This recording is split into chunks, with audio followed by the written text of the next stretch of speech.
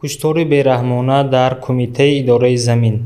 Раёсати Вазорати корҳои дохилӣ дар вилояти Суғд дар барномаи телевизионии «Милитсия» хабар медиҳад, сабтҳои видеоии мудҳишеро аз макони қатли ду зани фаррош дар Кумитаи Замини ноҳияи Деваштич нашр кард. гуфта мешавад, дар асоси натиҷаҳои тафтишоти пешакӣ, корманди ин кумита Сабоҳиддин Мунавварзода ду зани фаррошро барои тасодуфан шоҳиди сиёҳкориҳои ӯ шуданашон бераҳмона ба қатл расонидааст. Акбар Шарифӣ, сухангӯи раёсати Вазорати корҳои дохилӣ дар вилояти Суғд, дар ин барнома гуфт, қатли ин ду зан фазои носолими корӣ ва рақобатҳои гурӯҳӣ дар Кумитаи Замини ноҳияи Деваштичро рӯи об баровард. Акбар Шарифӣ куштори ин ду зан дар таърихи 17 июли соли 2022-ро пурсарусадотарин ҳодисаи рӯзҳои охир на фақат барои Деваштич, балки барои вилояту ҷумҳурӣ номид ва гуфт, сарусадои атрофи он мардумро ба таҳлукаи зиёд овард.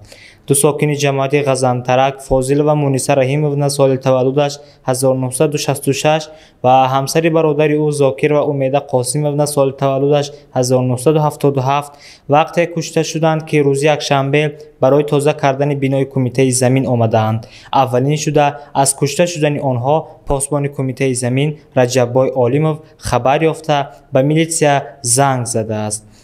тавре ки Раҷаббой Олимов гуфт, вақте аз зинапояҳо баланд мешуд, ҷасади пур аз хунро дид, ки дар роҳрави қабати дуюми бино зери қолин пинҳон карда буданд.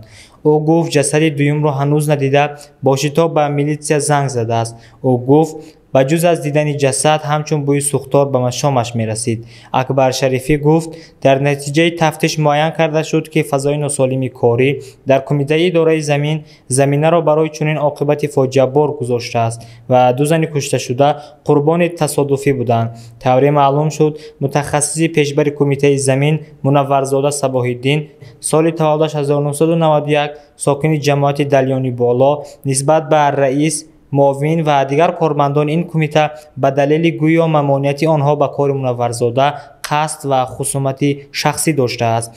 он рӯзи наҳси 17 июл Мунавварзода бехабар аз он ки дар ин рӯзи истироҳати якшанбе фаррошон ҳам метавонанд ба кор биёянд, ба ҷои кор омада бо мақсади тарс додан ва ба таҳлука андохтани онҳо даст ба ташкили далелҳои сунъӣ бадномкунанда зада, ҳамон рӯз бо истифода аз сӯзишвории дизелӣ утоқҳои кории раис ва муовини раиси кумитаро оташ задааст.